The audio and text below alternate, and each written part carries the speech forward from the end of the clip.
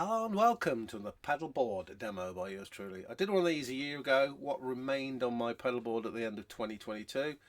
And logically, this one is what remained on my pedalboard at the end of 2023. It's just a bit of fun, just something I can archive for myself. But if you can get something out of it yourselves, that's great too. It's just nice to look back at how pedalboard has changed over time, really. So I'm going into a HSS Strat by Suhr, and that's going into a Victory DP40, and the clean sound is thus. So the guitar's going straight into the Polytune 3 by TC Electronic. I like this pedal because it's got their bona fide buffer in it, which you can operate. I don't know if the camera can see it, but there's like a dip switch there. You can switch that on or off. So that's the buffer for my whole pedalboard, basically. Also like the fact that, you know, with a tuner like that, you can mute the signal. So if you want to change guitars at any point and have a quiet amp, quiet signal, dead signal, you just switch the tuner on, basically, and that mutes the signal. We don't know what a tuner does, but it's a good one. But I would say it's not quite as accurate for studio work, but for live work I found it perfectly adequate. I've just ordered a Peterson, I think it's the mini strobe or something like that. That's got a buffer in it as well, and reputed to be far more accurate than this. Recommended if you're looking for a standard tuner that's got a buffer in it. Pay too much for it. Recommended. No problems with the Polytune. That goes into the Focus Fuzz by Great Eastern Effects Company. This is the Germanium limited edition version. I believe they've created a silicon version which is in full-time production. So I think they made 250 of these. It's one of my favourite fuzzes of all time. Brilliant pedal. Well, let's hear it. Clean sound.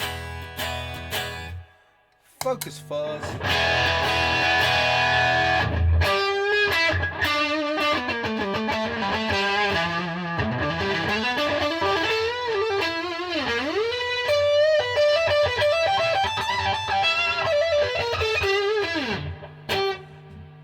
No woolliness about it, lots of dynamics, definition, but it still sounds gnarly, and it's got a lot of volume when you press it on, so it doesn't sort of get lost in the mix. The focus knob here, that just emphasises the sort of higher range of the dynamics. I've done a full video anyway on YouTube if you want to check that out, if you're interested in that pedal. It's a great fuzz. Let's hear a bit with the EP booster with it.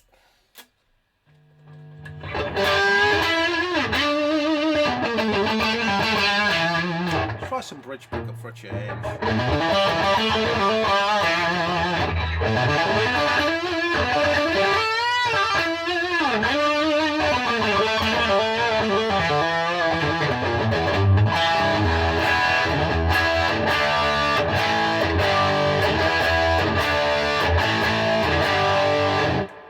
What is not to like about that? Now that goes into the Dunlop mini wah here. Everybody knows what a wah does. I'm not going to demo this because the board is quite precariously placed and it's going to look a bit silly me operating it with my hand. But what I will say about this pedal is it has been a staple of my pedal board setups for quite a long while. It has spent time off it, but it's back on it now with a vengeance. I don't mind the small treble. You soon get used to it. My advice is place it in a position where you can get the most when the heel's up. So if you notice, I've placed the mini wah right at the edge of this pedal board. So that just gives me that extra bit down there. Yeah, that extra bit of movements when my foot's on it. But you soon get used to using your foot on it.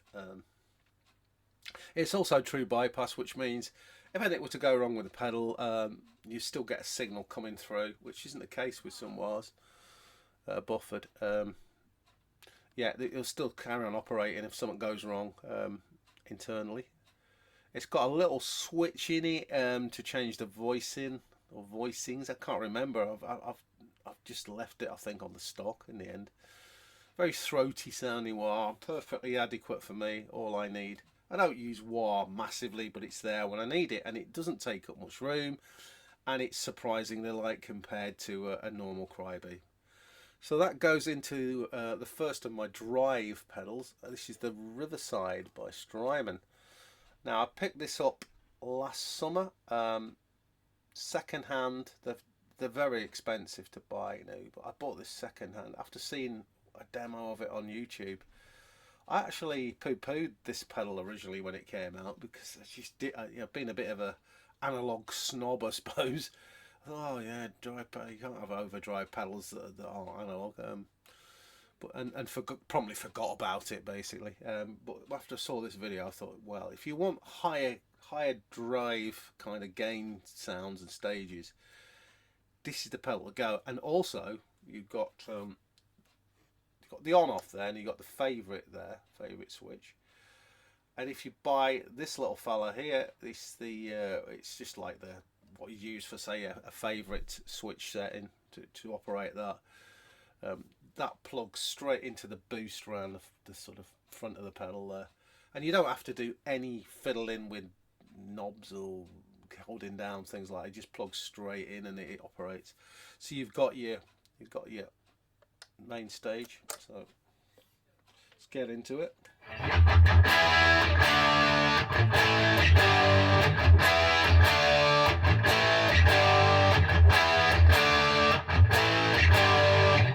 So that, what you see is what you get on all the knobs and the switches here.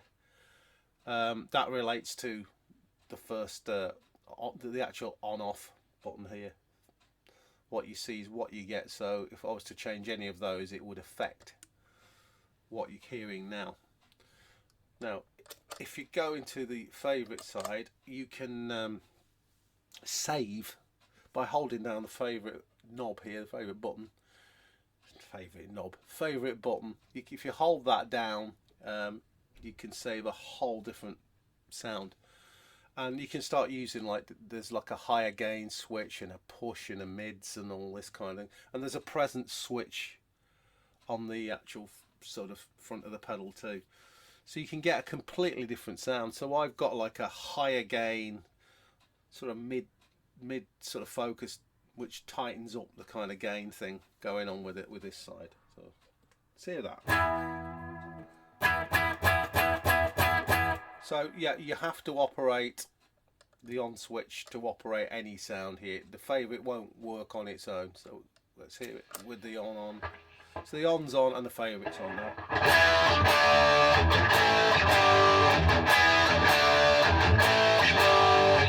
You can hear how it tightens up. Let's hear it without. So that's more my kind of chord drive tone, classic rock kind of sound. Then I want to go heavier.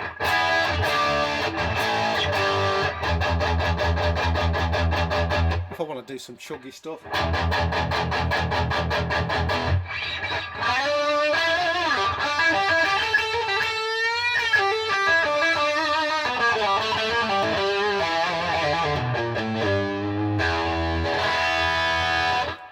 Great for soaring, searing leads as well.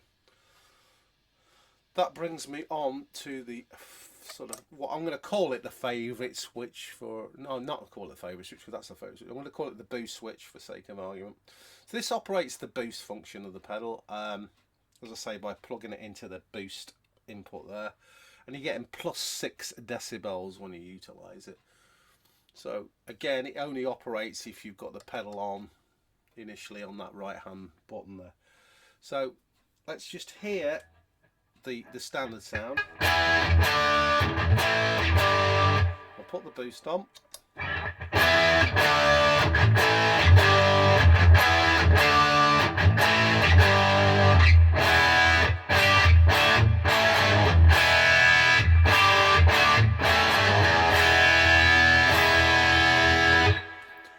It brings in a lot more dynamics. It brings in more sort of overall overtones and a little bit more bottom end, and it really does make a difference.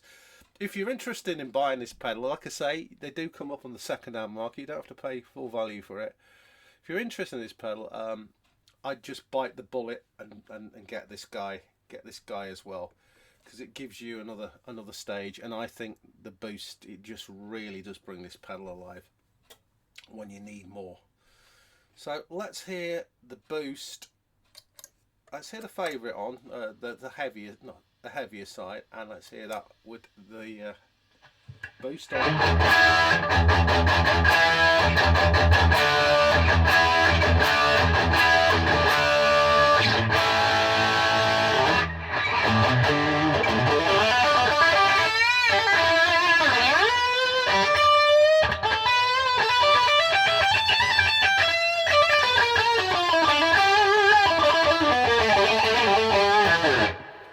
Brings in a lot of harmonics, overtones.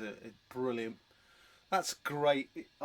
You know, for a real kind of stadium rock lead sound, it's wonderful. If that's your thing. So on that score, let's try a bit of the delay Llama with it and see what we've got.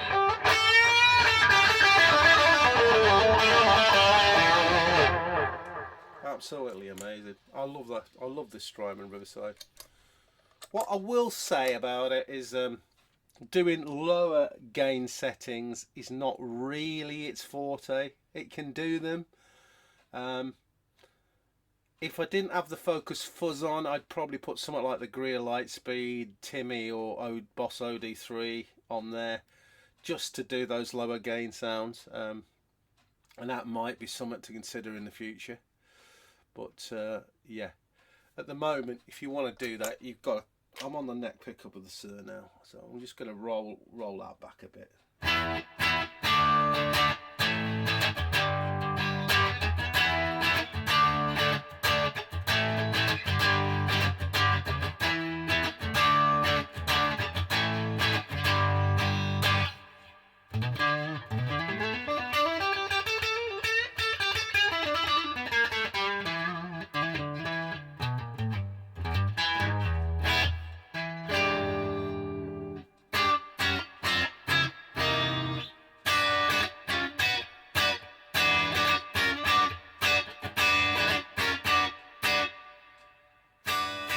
About the lowest I can get it.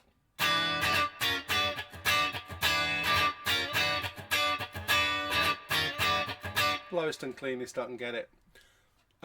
Perfectly fine in a gig situation, but yeah, in other scenarios, if you want more of a transparent drive sound, yeah, pair it up with a transparent drive pedal.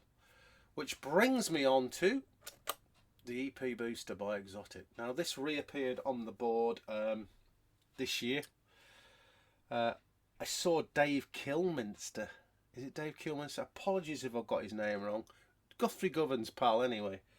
I saw a rig rundown with him, and he was using it, and he was just going, yeah, I just have it on all the time as a sweetener. And I thought, do you know what? I haven't used mine for years, and I don't think I've been using the pedal right. And again, you can go on YouTube and you can see my video of this pedal, how I use it. But I'll briefly explain that now. There's two dip switches underneath the pedal. As it comes stock, it's set for the plus 3 dB and the bright or brilliant. I can't remember how they describe it. Bright or brilliant switch. They're both set on. And what that plus 3 dB means is when this knob is set at 0 like that, you get plus 3 decibels of gain.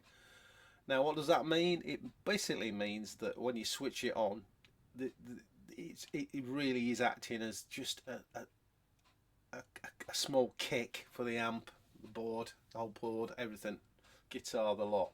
So let's hear my clean sound into the sort of DP40.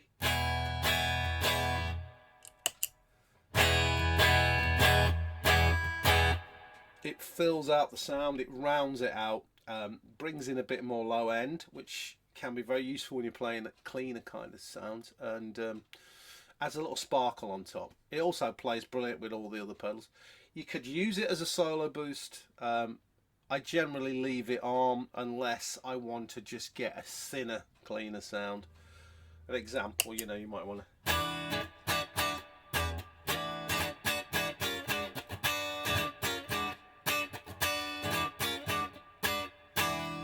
You just might want to thin it out a bit more.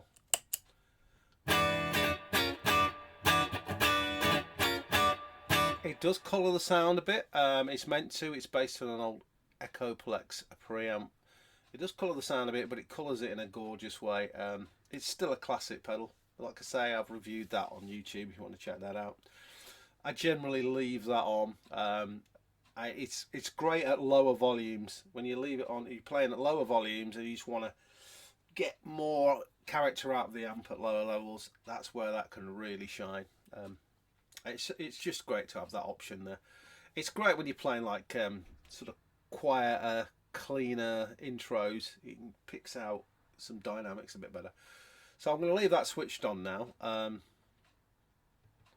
might just try the Riverside with that for a second. So let's just go on the standard sound of the Riverside.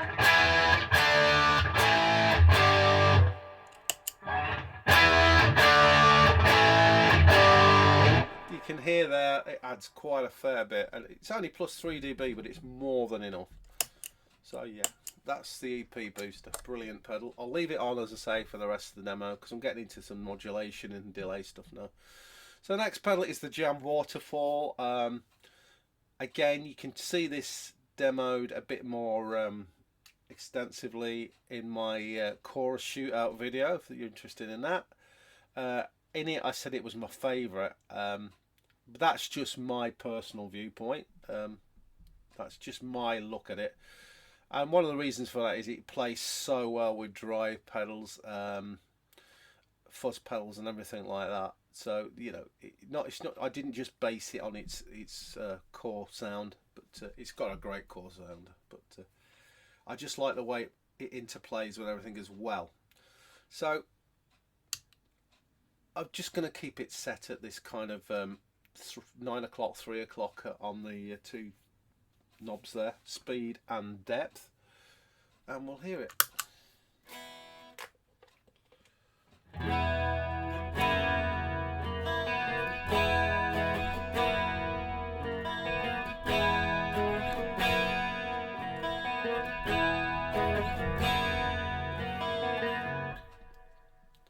So it's got a minus and a plus on this left-hand toggle. That's at the milder setting, should we call it that. I've started to come around to using it more on this more sort of vibrant setting. From sort of like 80s Alex Lifeson kind of sounds.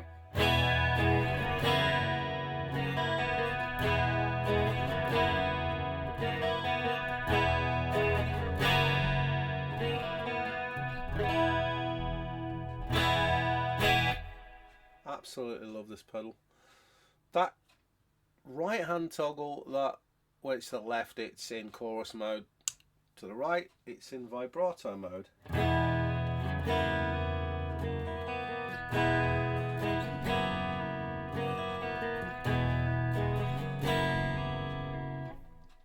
Don't use it very often, but I have used it. I used it on my Bon Jovi Tokyo Road cover I did for a mate of mine recently. That little Japanese instrument, I forget the name of it now at the start. I used that and a bit of delay Llama to try and get that kind of sound. So yeah, I do use it occasionally, but mainly it's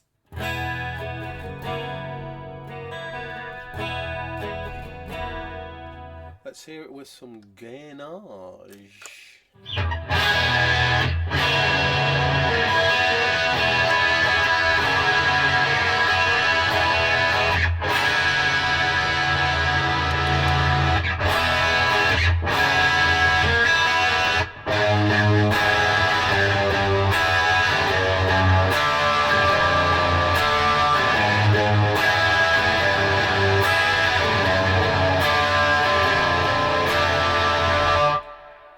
Massive sound. Love it. Love that pedal. Um, I should give an honourable mention, I think, at this point to. I was using jump pedals a Ripley Fall for a long, long time. That's basically the waterfall and their phaser, the Ripple, I think it's called, in one pedal. But I always wanted. Well, I'm coming on to this pedal in a minute. I always wanted to get this Retrovibe pedal. I've always wanted to own one. They're so expensive. I managed to pick one up reasonably priced. So I had to make room, and so I went back to my actual original waterfall. What's interesting about this is quite an old pedal now. It's one of the earlier Jam pedals, and it's the paint finish on it. You can actually feel the brush where the brush has left the paint on the pedal there. You can actually feel the brush marks on it. Compare it to the Llama and the Retrovibe, and I'm assured these are still hand painted. Like when you compare it, you can see it's very much Jam in them days, very much a cottage industry. Brilliant. But yeah, wonderful chorus pedal. So let's move into the Jam Retrovibe. It's basically a Univibe pedal. I just love the artwork on Jam pedals, and this one in particular, and the purple colour. I think we know we're sort of moving into Hendrix inspired stuff.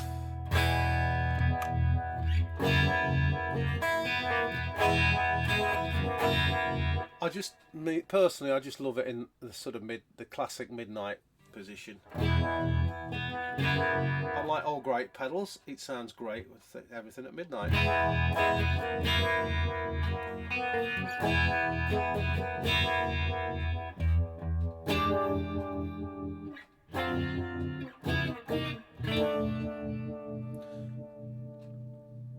You can go and get kind of like more like an MXR phaser sound.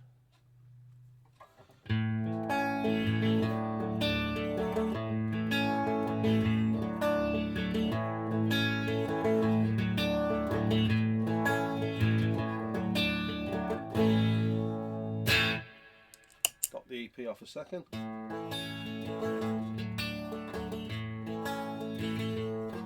You can hear the difference the EP makes, can't you, on quiet picking stuff.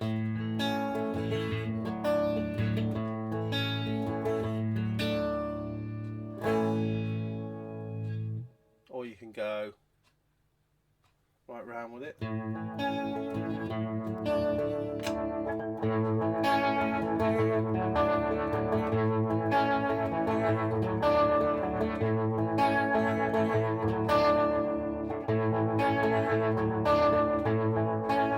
Pseudo Leslie sounds there.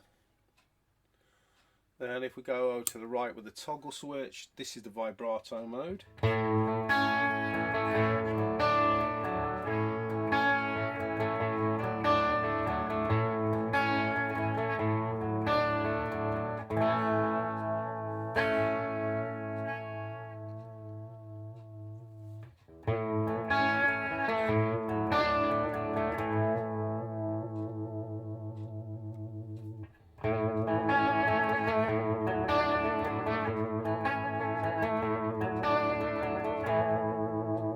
Get it back to where it was,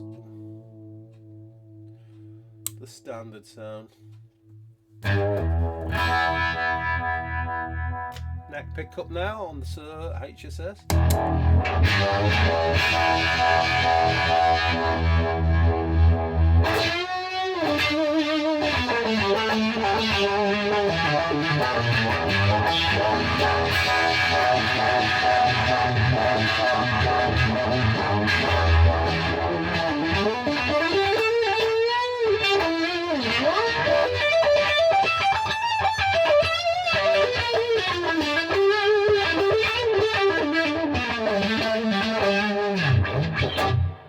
What's not to like about a Fuzz Univibe combination? So I love that pedal, absolutely. I know it's extremely expensive, but I think it's one of those examples of where you definitely get what you pay for. But I picked mine up, I shopped around and picked mine up a wee bit cheaper than what they are retail. But that has to be one of the best Univibe pedals out there. Really, really, really love it and use it a lot. that goes into the final pedal of the chain, the Delay Llama. Now, one of my first ever pedal demos was the Delay Llama when I started this YouTube channel. I didn't really know what I was doing. I filmed it on my phone. The lighting was all horrible, and the sound wasn't great. I think I got the message over what the pedal did on that video, but I think it's time maybe to revisit this pedal, because I think it's a bit of a sleeper. I do think it's a little bit overlooked. It's just got something about it in the sound that it just sets it apart for me from a lot of other analog and even digital delay pedals. There's a bright glassiness to it when you want it, but it can also, you can dial that out a bit if you need to. But what it is, it's present in the mix when you want it to be. So by operating your knobs certain ways, as we'll see, you can bring in some epic big sounds, or you can have it set like I've got it now with everything at midnight, and that's just like the kind of standard delay sound I use all the time, or 95% of the time, if I just want to bring some space to a solo. So let's hear the pedal on.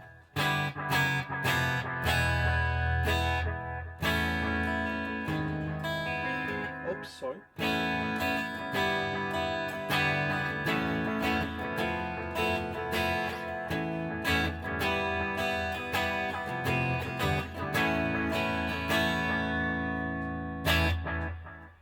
Now we've already heard it when I did like a lead sound, but I will do that again.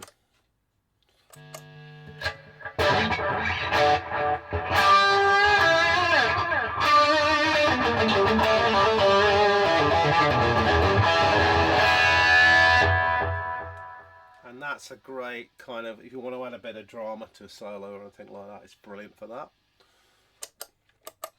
If you want to add a little bit of drama, I suppose, again, to, like I say, a chorus sound. Let's hear that.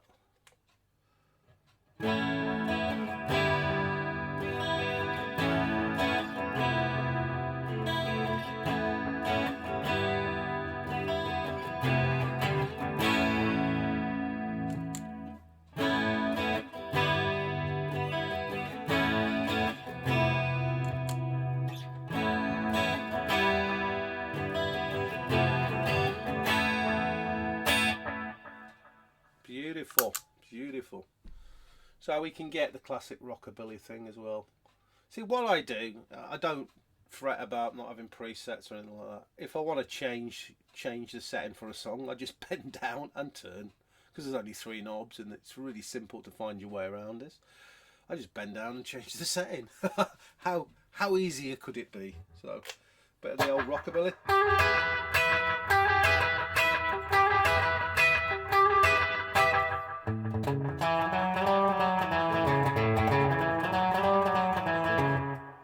Pronounce that a bit more, just a bit more level.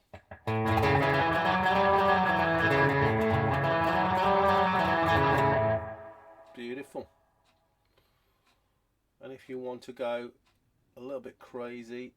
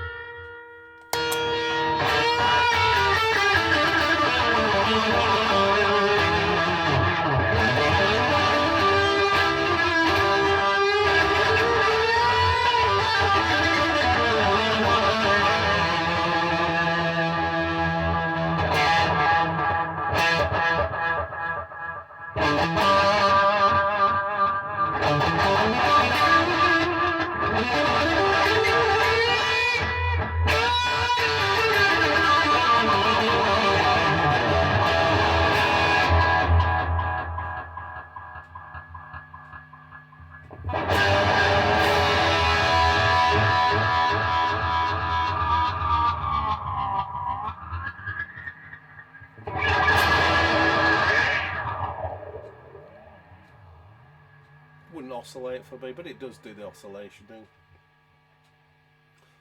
Anyway, That is one of my favourite ever delay pedals, the Delay Llama. This is version 2. There's a version 3 out now which has a second foot switch button.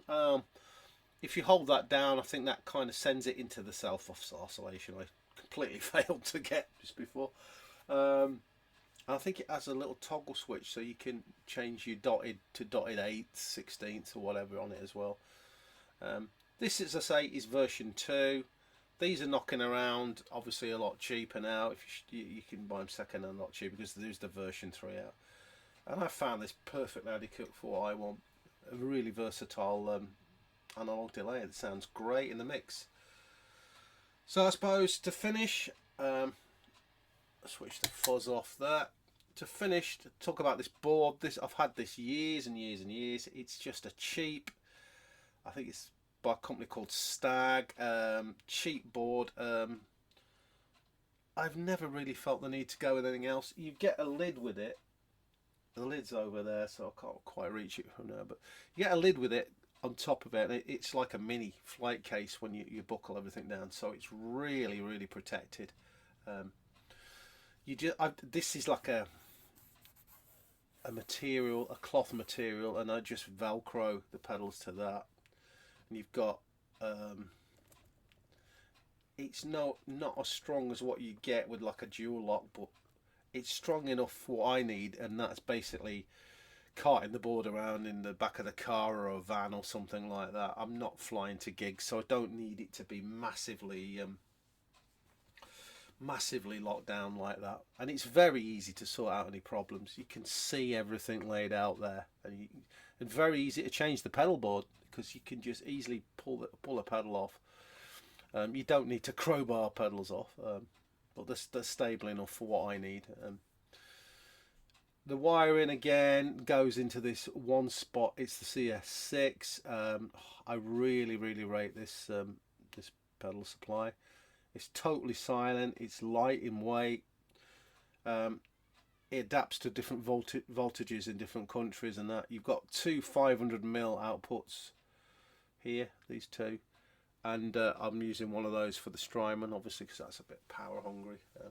You can use the other output, plug it into any analog pedal. It's just, it won't blow it up. It's just if it needs to draw that amount of current, it's available. That's all it needs. You've got some 18-volt dip switches as well if you need to drive pedals at 18 volts underneath. The only thing I'd say is I soon outgrew the six inputs outputs. So I've had to daisy chain. So I've got 1, 2, 3, 4, 5. I've got 8 pedals. So I've had to do a bit of daisy chaining, which is fine when you're using analog pedals. You can get away with that a bit. But yeah, looking back now, I would have gone for one with more outputs, even if I wasn't going to use them initially. So you might, if you're interested in this one spot or the one spot group of power supplies, bear in mind, probably bite the bullet, spend a bit more and get a few more outputs, because you probably end up using them at some point. But it's a very good power supply, and it wasn't too expensive when I bought that. I've had it a few years now, and it's never given me, touch wood, never given me any troubles. So yeah, so that's it really. Pedalboard, a rundown of 2023. As ever, nothing fancy, no MIDI or anything like that, but look, I've actually got a digital drive pedal on here. I should say, oh yeah, honourable mention, this replaced the brown Protein, which was stable on my board for a couple of years. So that's how much high regard I hold that pedal in. Actually replaced the brown Protein, so yeah. Is there anything else here before I think? Yeah, I'd just say go look back at my pedal board at the end of 2022 if you want to compare. But yeah, I've kept it very simple. I can change stuff in and out quickly, and nothing's hidden away. And there you go, la di da. So thanks for watching. Just remains for me to say, stay well, keep safe, and I'll see you all later, guys. Bye.